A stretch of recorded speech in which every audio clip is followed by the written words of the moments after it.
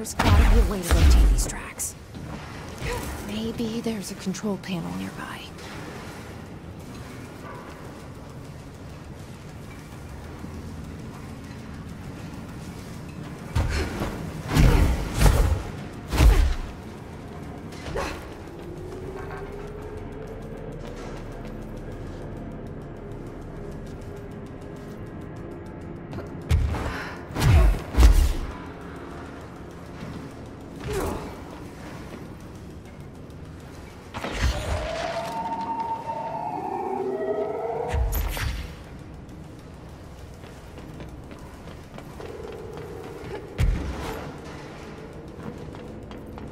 There's gotta be a way to rotate these tracks.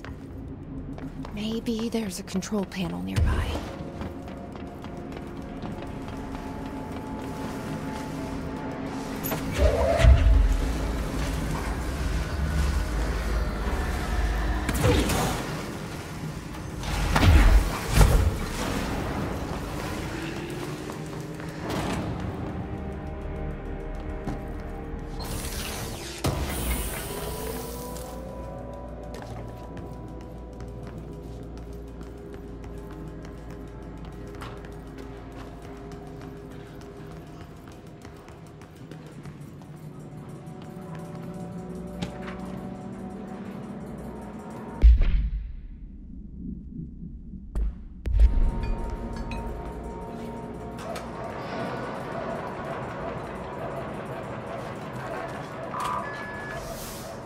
Won't rotate.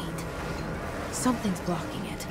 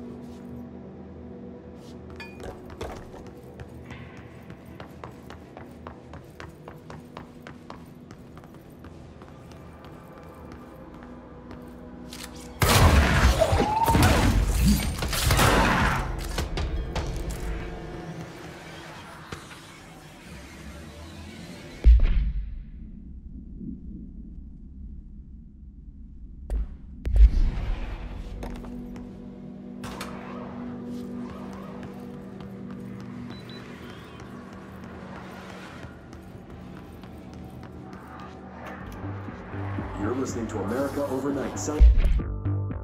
You're listening to America Overnight, celebrating 29 years, shining a light in the shadows.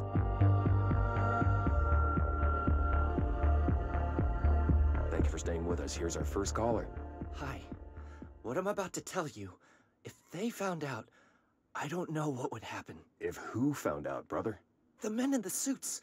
They told me it was an industrial accident, but this is something else. Something nobody talks about. Ordinary. This certainly doesn't sound very ordinary, caller. No, not ordinary. Ordinary. It's a town. And it wasn't an industrial accident. I mean, that's what they said, but that's bullshit. Whoa, please watch the language, caller. It may be 2 a.m., but we're still a family show. I'm sorry. It's just, my brother lived there. They said the town was destroyed, but it wasn't. I went there. The people are gone, but the town's there. It's still there.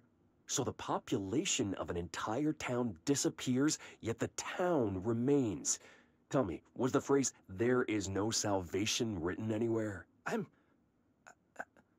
not sure. The same thing happened in Brazil in 23, a village called Hor Verde. More than 600 people just up and left. The government said they were fleeing guerrilla forces, but we know the truth. A mass abduction, as predicted by my regular guest, Dr. Quincy Reagan. Abduction? You mean aliens?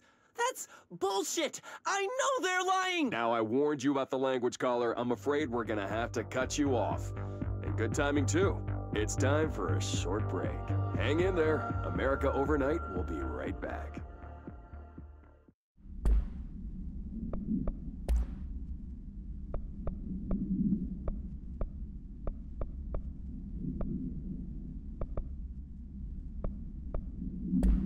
Celebrating 29 years, shining a light in the shadows.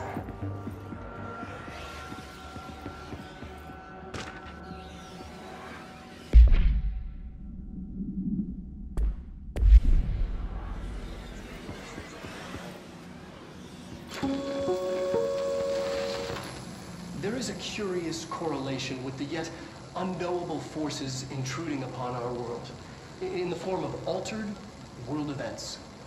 These forces gravitate toward archetypal objects, a gun, a television, a supposedly haunted house. So clearly humanity affects this process. Our collective unconscious is a map of sorts.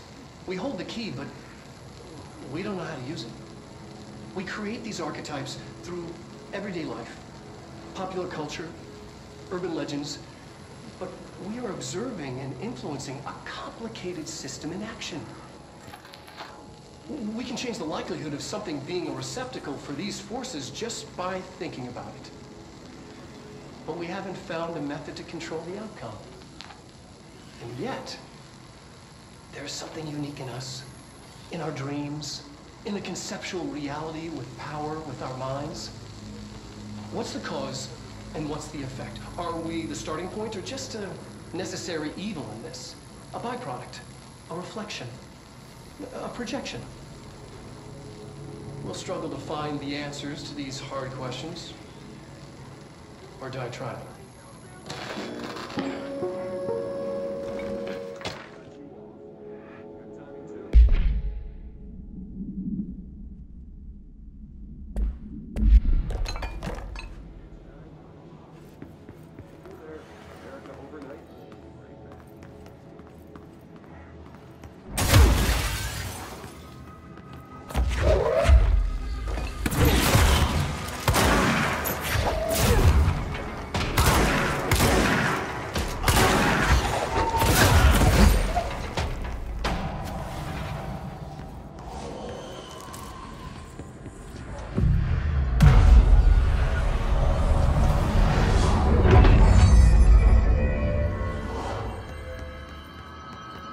Annual evaluation of Dylan Faden, formerly P6, performed by Dr. Carla Vaughn. The questions asked here correspond to the 5th iteration of the gunner's psychological assessment. Are you ready, Dylan? Let's begin then. In a single word, describe the world around you. Where's Casper? Dr. Darling is out of the building today. He's never out. He didn't want to come, did he? He never visits, not since Robert's. Tell Darling it wasn't my fault. I couldn't control it yet, but I can now. I learned. Will you tell him? In a single word, describe the world around you. A prison. A cold, empty prison. Not even a poster on the wall. Mm-hmm. What is the next number in the sequence 3, 6, 9, 12, 15? 18. What day is it today? How the hell would I know? It's not like you give me a calendar. You find a rabbit in the woods. It is breathing, but not moving. You cannot see any blood. What do you do? Leave it. Expand on that. It doesn't matter. The rabbit's not real. None of it's real. What day is it today? Do you enjoy asking people questions that can't be answered? Is this what gets you up in the morning? What you dreamed of doing as a scared, stupid little girl? Can you describe a dog to me? In Ordinary, we had a friend. Nosebleed Neil. And when it all went crazy, you know what I mean. Nosebleed Neil turned into a dog. Or something like a dog. What day is it tomorrow? Fuck off! I don't know! There is no calendar! How can I fucking know? Dylan, calm down. Fuck you! Fuck you and fuck Casper! Hey! Are you watching this, you old fuck? Did you send your bitch because you're too scared of me? Where is Casper? Security, get a team in here. I need...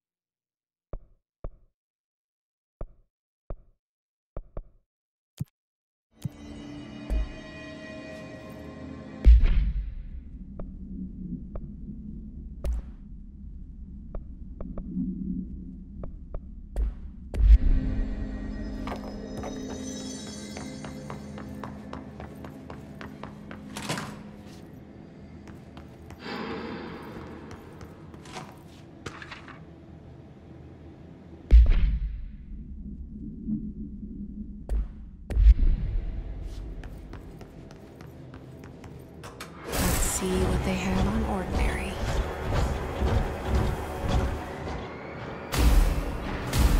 It's all here. Our home, our school, the woods, dump.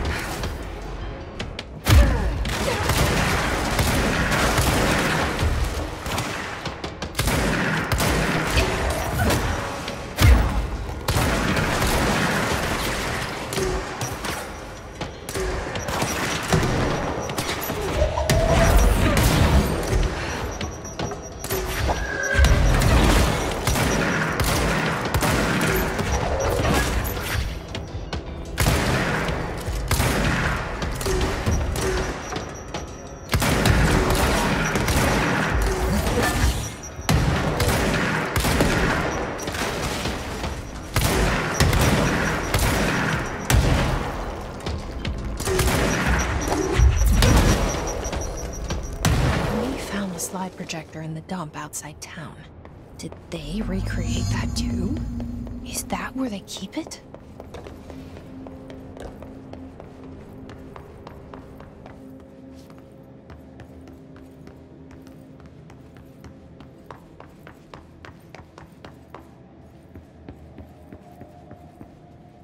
You mentioned a poem last time we talked. By Thomas Zane? Yes. Beyond the shadow you settle for, there's a miracle illuminated. I looked the poem up. Only I couldn't find any poet by that name. I did find a European filmmaker who moved here in the 60s, named Thomas Zane. What? I don't know matter. It suits you very well. The poem. How you see things. Maybe you wrote it yourself? I didn't. No matter.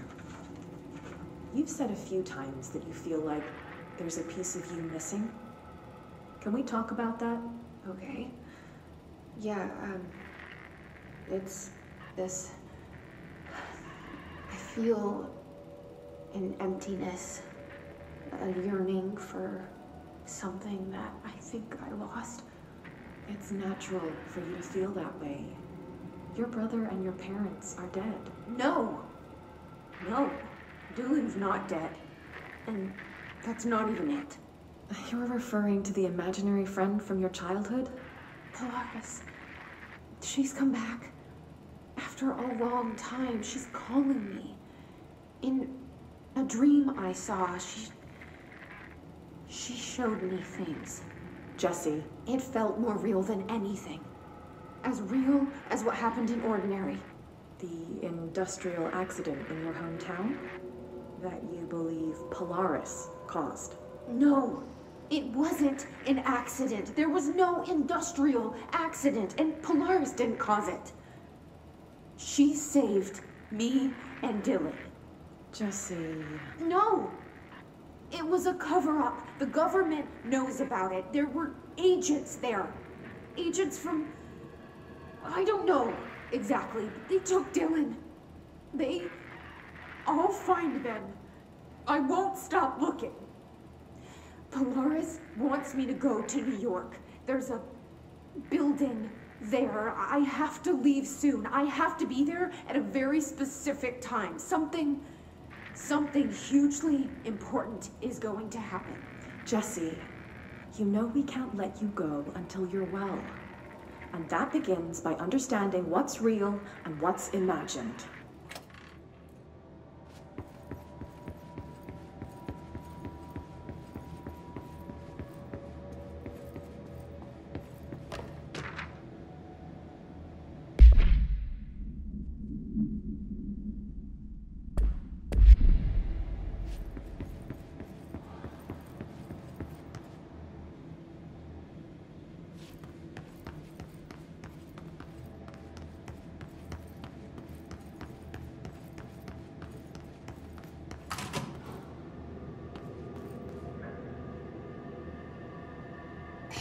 Moved the whole landfill here in the middle of New York, and nobody saw a thing. Pretty unbelievable. But York, and nobody saw a thing. Pretty unbelievable.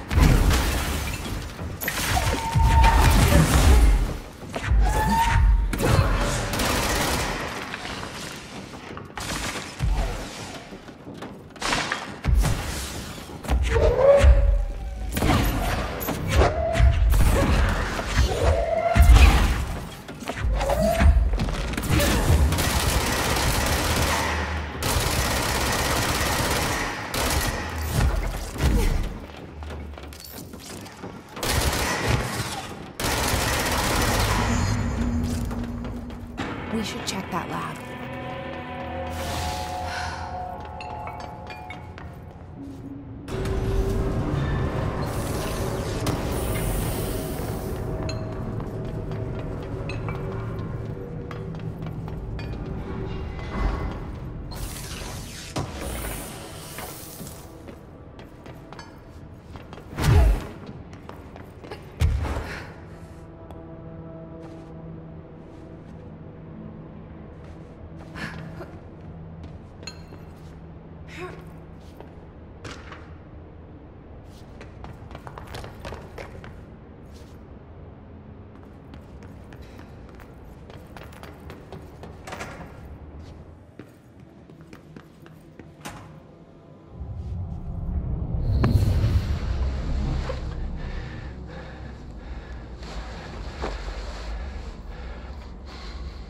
Effective immediately. I'm setting up a new department. Dimensional research in the research sector. Transferring the slide projector there. That's where my focus will be now. The ordinary site remains as is. We'll be back to... I don't know when.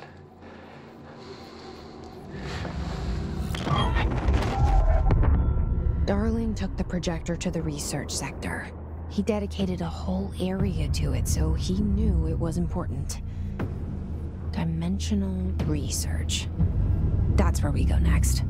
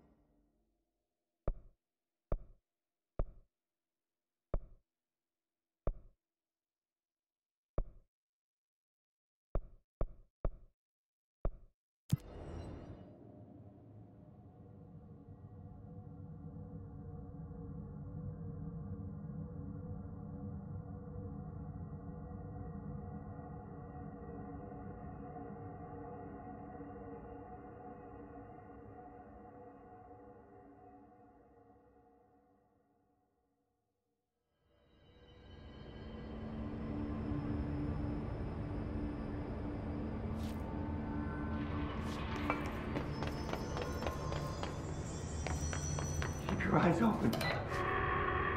Hey, what can I do? Oh, you're back. Oh, thank you, thank you. If I look away, I don't know what this thing will do. You have to get me out of here. The door can only be opened by the Panopticon supervisor. That's Langston, if he's still around. Langston. Yeah, I know him. I'll go ask him how to get you out. Please hurry. My eyes, they can't. Hey, calm down. Just focus. What's your name? Focus. Right. My name's Philip, and I think I can hold on for a bit. It's just my eyes. My eyes hurt so much. Just hang on, Philip.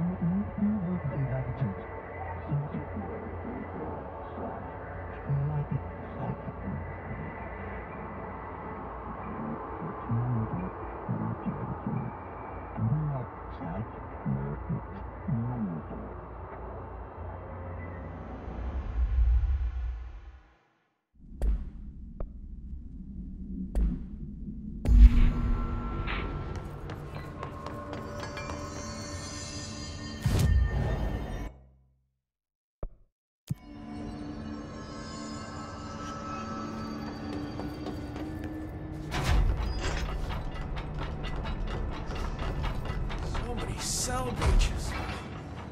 I guess life's a... There's someone named Philip up in a cell. He's watching a refrigerator and very rapidly losing it. Philip?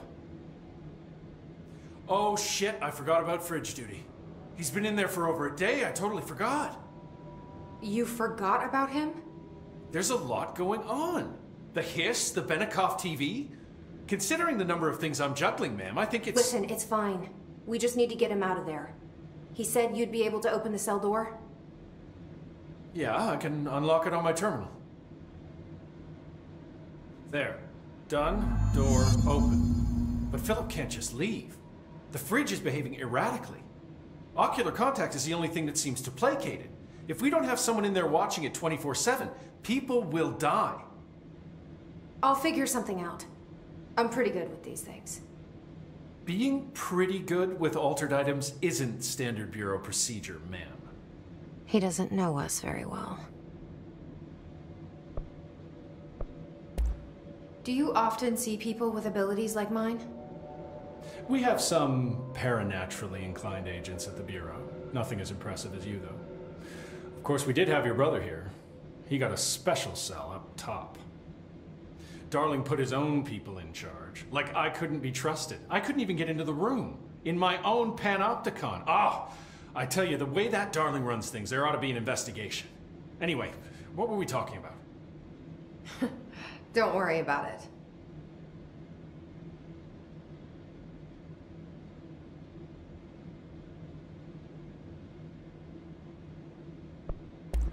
Do you know anything about an object of power called the slide projector? Doesn't ring a bell, but Trench's chosen few never tell me anything. Not that I'm complaining. The inner circle works non-stop. I'm pretty sure Darling sleeps under his desk. No, thank you. I have a cat to feed. I hope Langston's got a pet sitter.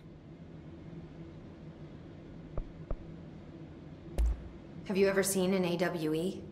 Not out in the field. The AWEs are just altered items doing their thing. The Bureau goes in, locks everything down, and then they bring me back some clock or a gumball machine that made the town blind or something. Just like an ordinary, with the slide projector.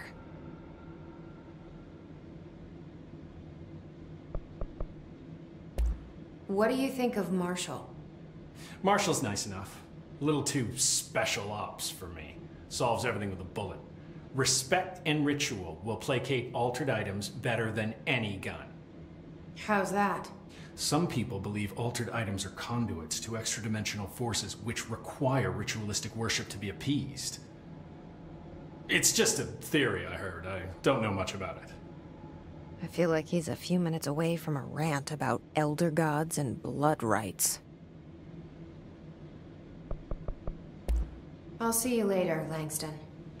I'll be here, like always.